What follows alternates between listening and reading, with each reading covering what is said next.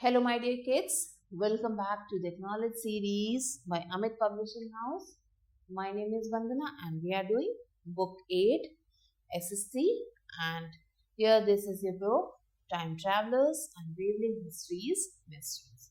So children, today we are going to do the first chapter of Geography and the name of the chapter is Resources. So before starting the chapter, let's do this activity. Mr. Gupta is an architect. So वो architect है and he designs bridges वो bridges को design करते हैं which type of resource is he वो किस type के resource है natural resource human made resource you have to write down the correct answer here so find out and write it here anything that we can use to meet and satisfy our needs is a resource सो अपने needs को satisfy करने के लिए हम जो भी चीज use करते हैं उसे ही रिसोर्स कहा जाता है people that provide us with their services and knowledge are also resources वो लोग जो हम अपने प्रोवाइड करते हैं अपने सर्विसेज से और नॉलेज से उन्हें भी रिसोर्स कहा जाता है a few things in our environment are valued in their natural form कुछ चीजें हैं हमारे एनवायरनमेंट में जिन्हें उनके नेचुरल फॉर्म में ही जाना जाता है because they give us joy and instil a sense of appreciation क्योंकि ये चीज़ें हमें जॉय देती हैं and in this chapter we will learn about the different types of natural resources इस चैप्टर में हम लोग different types of natural resources के बारे में पढ़ेंगे we will understand how human activities are adversely affecting these resources human activities कैसे इन रिसोर्सेज को इफेक्ट कर रही है 80% of the world's resources are used by 20% of the people in the world. जो वर्ल्ड के जो 80% जो रिसोर्सेज है वो सिर्फ 20% लोग ही यूज कर जाते हैं factors affecting the value of resources क्या क्या फैक्टर्स है जो अफेक्ट करते हैं वैल्यू ऑफ रिसोर्सेज को the value of a resource is determined by it's quantity and quality जो वैल्यू होता है रिसोर्स का वो उसकी क्वांटिटी या फिर क्वालिटी से को डिटरमाइन करता है and its usefulness at the present time. Resources have three main characteristics. Resources के तीन main characteristics हैं utility, limited availability and potential for depletion of or consumption. So ये जो resources हैं इनकी तीन characteristics हैं पहला utility, फिर इनकी limited availability and the potential for depletion or consumption. Following are the some major factors which have determined the value of the resources. Now let's learn about them in brief. The first is the availability. Resources कितने available हैं? The value of the resources depends on its availability. So जो value होती है resources की वो उनकी availability पे depend करती है. People living in the desert area attach great value, drinking water as it is a scarce resource for them. They conserve water because sometimes they have to walk for long distances to fetch it. In many places, people have to buy drinking water. So अब यहाँ पे जब availability की बात होती है तो ये कहा जाता है कि जैसे कि ये डिपेंड करती है जो वैल्यू है रिसोर्सेज की वो डिपेंड करती है वो कितने अमाउंट में अवेलेबल है अगर आपके पास रिसोर्सेज कम अवेलेबल रहेंगे तो आप उसकी ज़्यादा वैल्यू करोगे फॉर एग्जाम्पल यहाँ पे कहा गया है कि जो डिजर्ट में रहने वाले लोग हैं वो पानी की बड़ी वैल्यू करते हैं क्योंकि वहाँ पे उन्हें पानी बहुत कम मिलता है and this is a scarce resource for them वो पानी को कंजर्व भी करते हैं और क्योंकि उन्हें बहुत दूर तक जाना पड़ता है इस पानी को लेने के लिए और ऊपर से कई लोग तो पानी को खरीदते हैं वहाँ पे डिमांड ऑफ द रिसोर्स अब रिसोर्स की कितनी डिमांड है इस पे भी डिपेंड करता है the value of the resource depends upon its demand as demand of the resource increases the value also increases such resources में include cotton timber food grain etcetera so जैसे ही किसी रिसोर्स की वैल्यू जो है demand बढ़ जाएगी mean ज़्यादा लोग उस चीज़ को खरीदने लगेंगे तो क्या होगा उस चीज़ की प्राइस बढ़ने लग जाएगी धीरे धीरे economy of a resource country The value of some resources depend upon the economy of the country. So किसी भी रिसोर्स की क्या वैल्यू है वो उस कंट्री के इकोनॉमी पे डिपेंड करते हैं for instance Large reserves of coal and iron ore will have little value in underdeveloped countries. So जो underdeveloped countries है वहाँ पे अगर कोल और आयरन के लार्ज बड़े बड़े रिजर्व होंगे तो वहाँ पे उसकी कोई वैल्यू नहीं होगी, because they may not have the required technology to extract such resources, क्योंकि वो ऐसे रिसोर्सेज को एक्सट्रैक्ट ही नहीं कर सकते, निकाल ही नहीं कर सकते, तो उसके लिए उनकी वैल्यू कम है. The same resources will be invaluable for a developed industrial country. और यही जो रिसोर्सेज हैं किसी डेवलप्ड कंट्री के लिए बहुत ज़्यादा बेनिफिशियल होगा, इनवैल्यूएबल होगा. This is because the industrial country has modern technology and skilled man power to mine these minerals, क्योंकि इनके पास स्किल्ड मैन पावर है और मशीनरीज हैं जिससे ये इस रिसोर्स को एक्सप्लॉइट कर सकते हैं, निकाल सकते हैं. Next is modern technology. Modern technology helps to convert material into resources. Modern technology क्या करता है, क्योंकि material ऐसे resources में convert कर देता है. Large reserves of minerals, mineral oil under the sea floor and of no value less we extract the oil and make it usable. So जो large reserves है mineral oil के जो sea floor के अंदर हैं उसकी कोई भी वैल्यू नहीं है जब तक हम उसे बाहर नहीं निकालते हैं और उसे यूज नहीं करते, तब तक उस चीज की कोई भी वैल्यू नहीं है. With modern technology it can be safely drilled, refined and used. So modern technology से ये चीजें बाहर निकाली जा सकती हैं, रिफाइंड की जा सकती हैं और यूज भी की जाती है. Economic value of a resource. So किसी भी रिसोर्स का क्या इकोनॉमिक वैल्यू है, this is also a factor. The economic value of a resource may change with time. जो भी इकोनॉमिक वैल्यू होता है किसी भी रिसोर्स का वो टाइम के साथ चेंज होता रहता है. Land is a resource whose value can be changed with. Land एक ऐसा रिसोर्स है जिसकी वैल्यू चेंज होती रहती है टाइम के साथ. When agricultural land is developed into a commercial center, its economic value increases. So जब कोई एग्रीकल्चरल लैंड है डेवलप किया जाता है किसी कमर्शियल सेंटर की जगह पे तो उसकी जो वैल्यू है वो इंक्रीज हो जाती है. Cultural background. So people from different cultural background attach different values to different resources. So अलग अलग बैकग्राउंड कल्चरल बैकग्राउंड के जो लोग हैं अलग अलग वैल्यूज को अटैच करते हैं अलग अलग रिसोर्सेज में. Green tea is an important resource in Japan.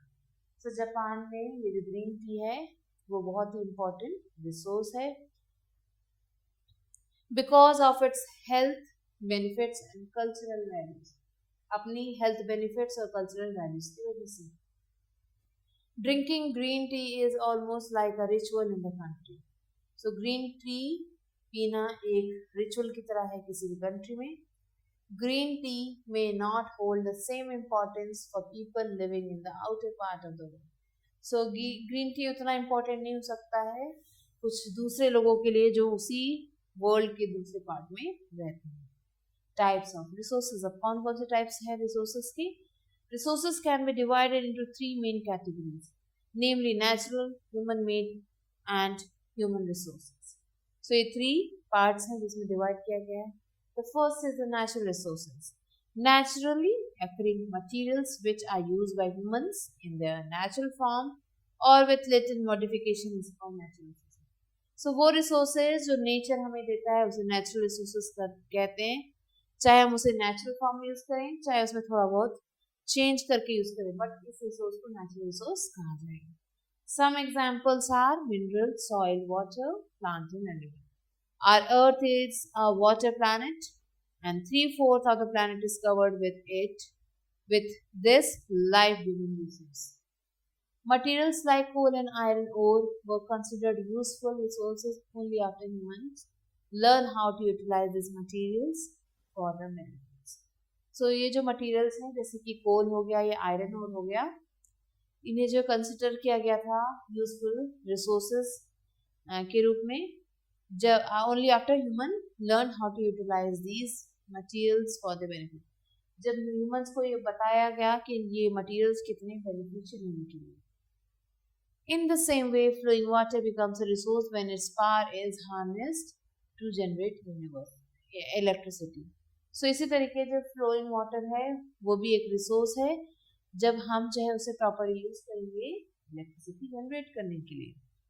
Classification of natural resources को कौन कौन से पार्ट्स में क्लासिफाई किया जाता है? The natural resources can be further classified on the basis of renewability, development of use, origin and distribution. So ये सारे जो parts हैं जिसमें इन्हें distribute किया जाता है, the first is the renewable resources, जिसे हम फिर से renew कर सकते हैं, बना सकते हैं. There are either inexhaustible or can be easily renewed or restored. So ये जो resources हैं, ये जो है इजिली इनएग्जॉस्टिबल है, मीन्स ये खत्म नहीं होने वाले हैं और जल्दी ही इन्हें हम वापस बना सकते हैं या रिस्टोर कर सकते हैं.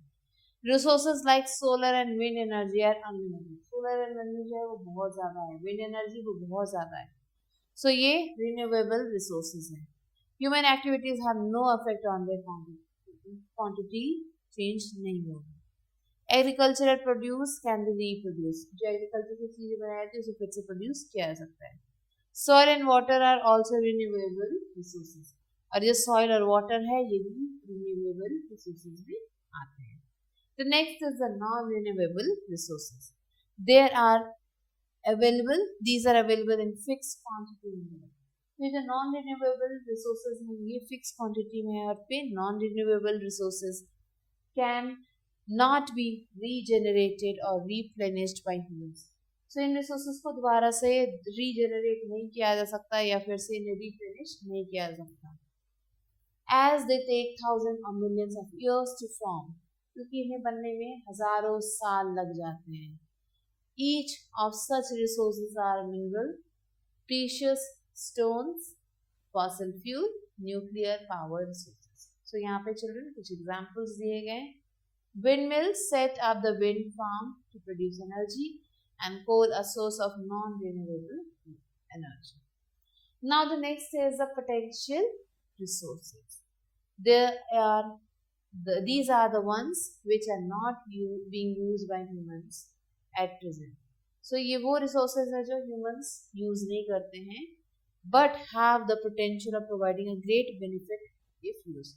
लेकिन अगर इन्हें use किया जाए तो इनके काफी ज़्यादा benefits हैं.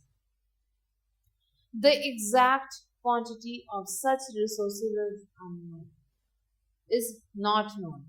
इस resource की जो exact quantity है वो नहीं पता.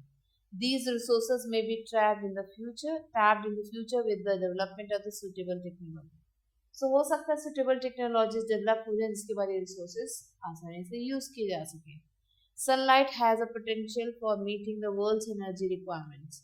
सो सनलाइट के अंदर एक पोटेंशियल होता है कि जो भी वर्ल्ड की जो एनर्जी रिक्वायरमेंट है उसको फुलफिल कर सके, but a sufficient amount of it can not be tapped at present due to lack of technology. तो इसका एक पार्ट जो है हम ट्रैप करके नहीं रख सकते अपने पास क्योंकि हमारे पास टेक्नोलॉजी की कमी है. अ solar panel produces renewable energy. India has immense potential for solar power generation. It is important to tap this potential to meet the increasing energy demand. So energy demand जो बढ़ रही है उसको meet करने के लिए ये ज़रूरी है कि इंडिया जो है कि हम जो है अपने potential ये जो सन का जो solar power है इसे capture करना सीखें. Now the next is the actual resources. These are the ones which are being utilized by humans. So ये जो actual resources हैं ये humans utilize कर रहे हैं. The quantities of such resources are measurable. और ऐसी resources की जो quantity है वो measurable है. The rich coal deposits found on the Appalachian region of eastern USA and the mineral oil deposit of Western Asia are example of actual resources. So here children, few of the examples are given of these actual resources. Next is biotic resources. These comprises plants and animals that are useful to humans. So biotic resources में animals और plants आते हैं. Example of such resources are forest, grassland, livestock, etc. Next is abiotic resources. These comprises non-living things or materials such as land, water, minerals, and power resources. The next is UV futures resources. The distribution of resources is not uniform on the earth. So ये जो resources है इनका जो distribution है वो अर्थ पे हर जगह same नहीं है. Some resources exist abundantly everywhere. कुछ resources है जो हर जगह जो है बहुत ज़्यादा amount में है, such as air you breathe. जैसे कि हम जो air है जिसे breathe करते हैं. These resources are known as ubiquitous resources as they are freely available everywhere. So ऐसे resources को हम ubiquitous resources कहते हैं जो क्योंकि ये हर जगह easily available है. The next is localized resources. Many resources are confined to certain places only. कुछ resources हैं जो कुछ places तक ही हैं, such as coal, mineral oil, iron ore. Such resources are known as localized resources. और ऐसे resources को localized resources कहा जाता है. The next is human resources. Humans are the most important resources as they are instrumental for the best utilization of natural resources. So humans जो है बहुत important source हैं resources के, क्योंकि ये जो है instrumental हैं best utilization के लिए natural resources की. The human resources include the people of the country involved in various professions. So human resource में सारे लोग आते हैं जो different profession में involved हैं. Humans possess knowledge, social and personal attributes. So ये जो humans हैं इनके अंदर knowledge होता है, social और personal attributes होता है, creativity होता है, competencies and the abilities to work in order to produce goods and economic value. So humans के अंदर ये सारे qualities होते हैं and human resources are considered more valuable than others because they give their valuable services and knowledge to the society. So ये जो resources है human resources इससे ज़्यादा valuable कहा जाता है क्योंकि ये जो है valuable services देते हैं या knowledge देते हैं society को. The families and the society get economic benefits. इनकी जो family होती है और जो society होती है इन्हें economic benefits मिलते हैं from them to इन्हें जो benefits मिलते हैं ये इन लोगों से ही मिलते हैं. People who stay at home, the elderly and the social workers are also human resources. So वो लोग जो घर पे रहते हैं, जो बूढ़े लोग हैं या जो social workers हैं वो भी human resources में आते हैं because they provide unpaid labor to their families and society. क्योंकि अपनी family को unpaid labor देते हैं. In addition to being a source of moral value, human also expend their knowledge and intelligence in developing matters. So humans अपने जो भी knowledge है और intelligence है उससे जो है develop करते हैं different methods to extract and utilize natural resources so they can benefit society. तो ये अपने knowledge को use करते हैं जिससे natural resources को exploit कर सकते हैं और अपनी family को benefit कर सकते हैं, society को benefit कर सकते हैं. Now the next is human made resources. These resources are created by humans for naturally available materials such as garments manufactured from cotton, silk, etc. So ये जो human made resources है ये क्या है? ऐसे resources जो humans ने बनाए हैं natural products को use करके, जैसे कि humans ने क्या बनाए? कपड़े बनाए, garments बनाए हैं cotton और silk को use करके. Tires are manufactured from natural rubber. अब natural rubber से टायर बनाया जा रहा है. From other synthetic materials created from rubber, और जो है कुछ synthetic materials भी बनाए जा रहे हैं. Technology is also human made resources. तो टेक्नोलॉजी जो है वो भी एक ह्यूमन मेड रिसोर्स है. Conservation of resources. अब इतने सारे रिसोर्सेज के बारे में हमने पढ़ा, हाउ टू कंजर्व इट, कैसे उसकी देखभाल करनी है, कैसे उसे सेव रखना है. Why is conservation such an important issue today? Conservation एक बहुत बड़ा इशू क्यों है आज? The number of people on the earth is increasing every day. जो लोग हैं इस पृथ्वी पे day by day daily increase कर रहे हैं. And the pressure of the demand on resources is also mounting. और इनका जो pressure है, जो इनकी जो demands हैं वो भी बढ़ती जा रही है. Whereas natural resources are limited. लेकिन ये जो natural resources है ये काफी limited amount है. Some of it can be renewed, but that may take a very long time to mature. इनमें से जो कुछ resources है उसे renew किया जा सकता है, लेकिन उसमें बहुत time लगेगा. Therefore, conservation is important. इसलिए conservation जरूरी है. The conservation can be defined as a protection of natural resources.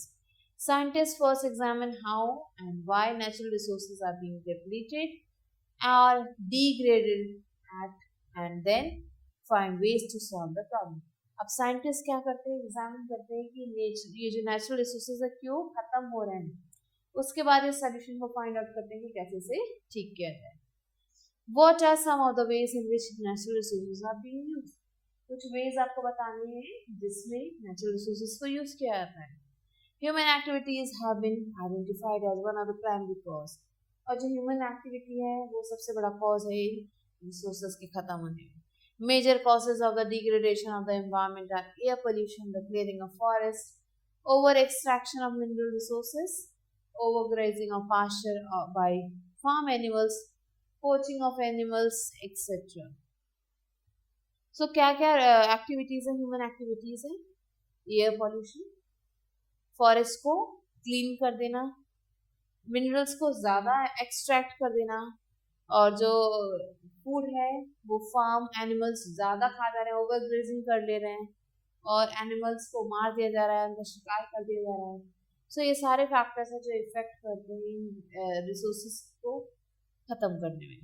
The various natural resources found on a planet are interrelated. So जो बहुत सारे नेचुरल रिसोर्सेज हैं हमारे प्लैनेट पे वो इंटररिलेटेड है. If one part is affected the other gets affected. अगर एक पार्ट इफेक्ट होता है तो जो बाकी पार्ट्स हैं उसे भी इफेक्ट हो जाते हैं. If forests are cut down it destroys the habitat of wildlife. So अगर फॉरेस्ट को काट दिया जाता है तो क्या होता है, जो वाइल्ड लाइफ है उनका घर खत्म हो जाता है. The reservoirs of oxygen as well as the soil and other natural resources like wood. So ये सारी चीजें खत्म हो जाती है. उनका घर तो, वाइल्ड लाइफ का घर तो खत्म होता है, साथ में ऑक्सीजन के जो रिजर्वॉयर्स थे वो भी खत्म हो जाते हैं, और सॉइल भी जो है खराब होने लगती है, वहां से जो बहने लग जाती है, और जो दूसरे नेचुरल रिसोर्स है जैसे कि वो भी खत्म हो जाता है. सो पेड़ को काटने से कितने सारे नुकसान हमें झेलने होते हैं. People depend on this forest lose their livelihood. So लोग इस फॉरेस्ट पे डिपेंड होते हैं और अपने लाइवलीहुड को लूज कर देते हैं. Similarly when the air is polluted by one industry, जैसे इसी तरीके से जब एयर जो है पॉल्यूट हो जाती है एक इंडस्ट्री के द्वारा, it causes breathing problem among people over a large area. जिसकी वजह से जो उसके आसपास के जो काफी सारा एरिया होता है वहाँ के जो लोग हैं वो इस पॉल्यूटेड एयर को ब्रीद इन करते हैं, जिसकी वजह से ब्रीदिंग प्रॉब्लम्स इंक्रीज हो जाती है. This can also lead to respiratory diseases among them. और इसकी वजह से रेस्पिरेटरी डिजीजेस स्टार्ट हो जाती हैं. Here you can see the picture of natural resources conservation. Now let's answer these questions. Why does land have economic value in developed countries? So land की economic value क्यों होती है developed countries में? Because they have extra machineries through which they can exploit the natural resources. That's why the land have economic value in the developed countries. Why does mineral wealth have little value in underdeveloped countries? What are natural resources? What are human resources? Write a short note on the conservation of resources. Explain the different factors on which affect the value of natural resources in value. Give all classifications of natural resources. Differentiate between potential resources and natural resources. Explain why human resources are the most important. Explain why some countries are rich while others are poor. So children, I hope that you have understood the chapter and you have to complete the exercises that is given to you as homework. I'll be meeting you soon with a new video. Till then, stay related.